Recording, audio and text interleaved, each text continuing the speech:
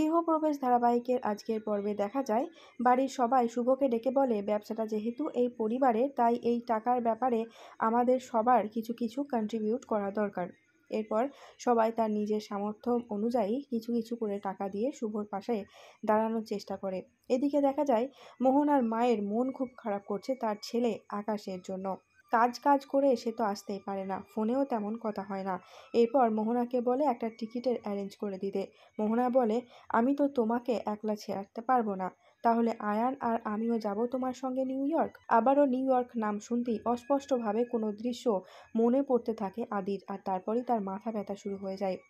এই দেখে মোহনা ভাবে একবার বাইরে দিয়ে ঘুরিয়ে নিয়ে আসতে পারলে হয়তো আয়ানের শরীরটাই অনেকটা ভালো হতো। রাত্রিতে আকাশ মোহনাকে ফোন করে জিজ্ঞাসা করে, কি রে, কালকে তোদের ফ্লাইট তো? মোহনা এই ট্রিপটার জন্য খুবই এক্সাইটেড, বলে, হ্যাঁ দাদা, আমরা কালকে আসছি, তুই নিতে আসবি তো? আকাশ বলে, না রে, আমি নতুন প্রজেক্টে খুব ব্যস্ত, নিতে আসতে পারবো না। এই প্রজেক্টটা আমার কাছে খুব স্পেশাল। শুভলক্ষ্মী রয়ের সঙ্গে এই প্রথম কাজ করছি।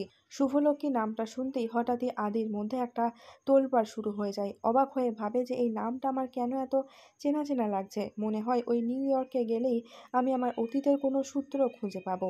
আকাশ মনে মনে ভাবে, এই প্রজেক্টটা আমার কাছে এত স্পেশাল কেন? লস একটা প্রজেক্ট লাভের মুখ দেখছে তাই, নাকি মিসেস রয়ের সঙ্গে কাজ করব তাই? পরের দিন প্রজেক্টের অর্ধেকের বেশি টাকা আকাশের হাতে তুলে দিয়ে শুভ বলে, বাকি টাকাটার জন্য কিছুটা সময় লাগবে। আকাশ বলে, সে ভরসা আপনার আর আপনার পরিবারের উপর আমার আছে, কিন্তু আমার একটা কথা আছে, আমি চাই আপনি আমার অফিসে জয়েন করুন, ওখানে কাজটা আরও বেটার হবে। শুভ বলে, তাই হবে, লেট করবেন না, আমি চাই কাল থেকেই অফিস জয়েন করতে। আকাশ চলে যেতেই রমিত তার বোনদেরকে নিয়ে মজা করতে থাকে যে, সবাই তো হাঁ করে তাকিয়েছিলে মিস্টার সেনের দিকে, তো আগে তোরা ঠিক কর কে বিয়ে করবি। এরপর শুভকে ডেকে বলে, তোমার বিজনেস পার্টনার তো মেয়েগুলোকে ফ্ল্যাট করে দিয়ে চলে গেছে। আচ্ছা, ফ্ল্যাট হবে না এবার কেন? ও যা হ্যান্ডসাম। শুভ বলে, হ্যাঁ হবে হয়তো, আমি খেয়াল করিনি, আমার চোখ এখনও তোমার দাদাইকেই খোঁজে। এই বলে সে ছুটে ঘরে চলে আসে। হঠাৎই তার অনেক কষ্ট হয়, আর তখনই ঝোড়ো হাওয়ার কারণে আদির ফটোতে থাকা ফুলের মালা পড়ে যায়, আর এদিকে নিউ ইয়র্কের মাটিতে পা দেয় আদি।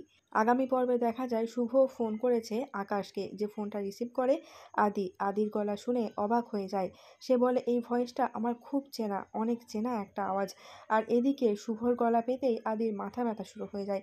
আর এখানেই শেষ হচ্ছে আজকের পর্ব। যদি এমনই বিভিন্ন ধারাবাহিকের আপডেট সবার আগে জানতে চান তাহলে চ্যানেলটিকে সাবস্ক্রাইব করে সঙ্গে থাকবেন। দেখা হচ্ছে খুব শীঘ্র নতুন করে একটা পর্বে।